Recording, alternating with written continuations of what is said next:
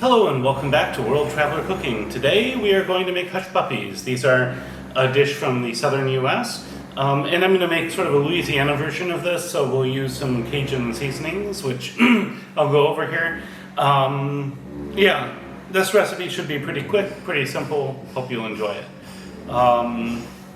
Yeah, so the bulk ingredients, and I'll go over the small ones in a moment.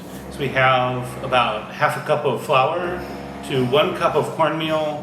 I'll have weight conversions in here. I have a very fine cornmeal here because that's what I could get in Indonesia, either a fine cornmeal or a very coarse polenta, so I went with the fine. An egg, about 3/4 of a cup of milk, and some spices. So I'll go over the other ones in a moment, so we'll do that and then we'll get started. For our smaller ingredients, we have half a teaspoon of salt, 1.5 teaspoons of baking soda, 2 tablespoons of sugar. This is necessary to make it brown nicely when we're frying it, and it will help deepen the flavor a little bit. And then we have, for our other spices, we have a 1/4 teaspoon, or half to a quarter to half a teaspoon of pepper. I'm using white pepper today, but you can use black. Have half a teaspoon to a teaspoon of chili pepper, half a teaspoon, basically equal parts chili pepper, paprika, garlic powder, and onion powder. So these are all twice as much as the pepper, and yeah. So I would say you're looking at hopefully around a tablespoon total. So I would say shoot for maybe half a teaspoon of each of these for this amount, and if it's a little more, that's fine. So in a mixing bowl, let's combine our dry ingredients.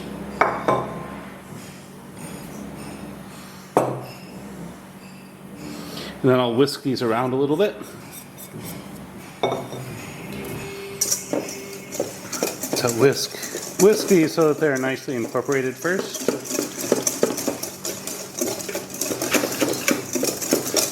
And I like to get at the bottom to make sure that the flour and stuff is mixed in.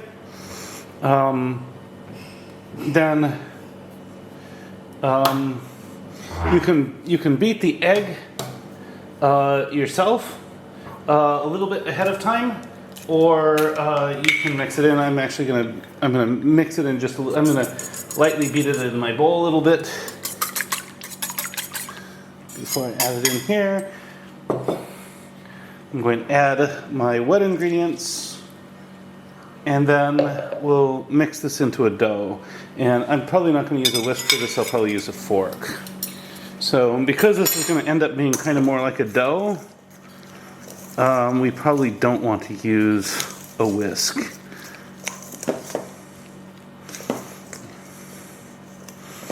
And we're going to basically mix this until it's sort of barely incorporated. It can be a little lumpy, but we don't want it too lumpy.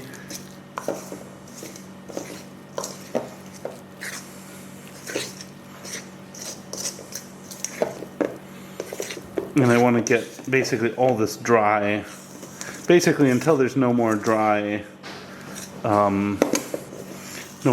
ingredients, then we'll just use it like that. So this is just about done. Don't overmix. If you overmix, they will end up hard and dense instead of lighter and fluffier. So here we are. Now we're ready to fry once our oil's hot.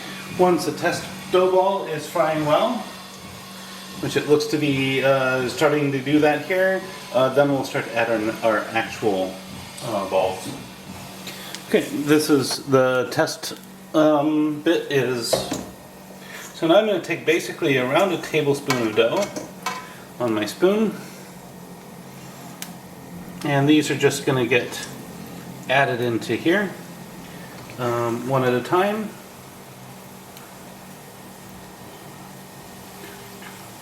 And I'll be back when this is done. After a few minutes we will, or after a few moments, once they're all in, and they're starting to brown on one side, then we'll flip them over. And once they are golden brown all around, then we will remove them and get our next batch in. And now for the taste test. I'm gonna start with just a little one here.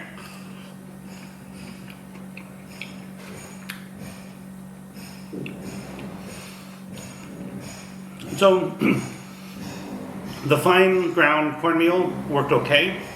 It didn't add quite as much texture as I probably would have liked, but it's still pretty good. The flavor is right on. It's nice, it's fluffy, it's puffed up. The flavors of the Cajun spices really add a lot. Yeah, this is good.